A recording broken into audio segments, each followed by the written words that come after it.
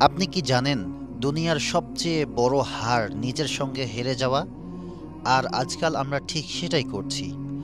অলসতাকে জিততে দিচ্ছি, অজুহাতকে জিততে দিচ্ছি, দুর্বলতাকে রাজত্ব করতে দিচ্ছি আমাদের জীবনে। কিন্তু আল্লাহ আপনাকে দুর্বল বানাননি। তিনি আপনাকে সৃষ্টি করেছেন একজন যোদ্ধা হিসেবে। এখন সময় এসেছে নিজেকে আবার খুঁজে পাওয়ার।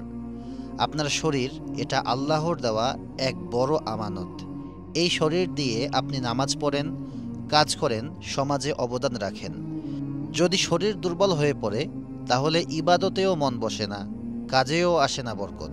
আল্লাহ তাআলা কুরআনে বলেন, ওয়াল্লাযীনা জাহাদু ফীনা লানাহদিয়ান্নাহুম সুবুলানা ওয়া ইন্নাল্লাহা লামাআল মুহসিনিন।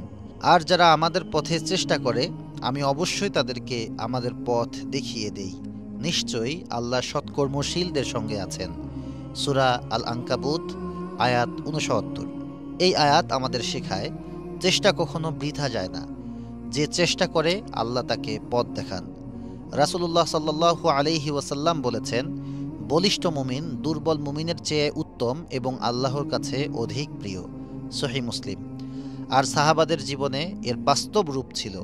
হযরত হামজা রাদিয়াল্লাহু তাআলা আনহু আসাদুল্লাহ, অর্থাৎ আল্লাহর সিংহ।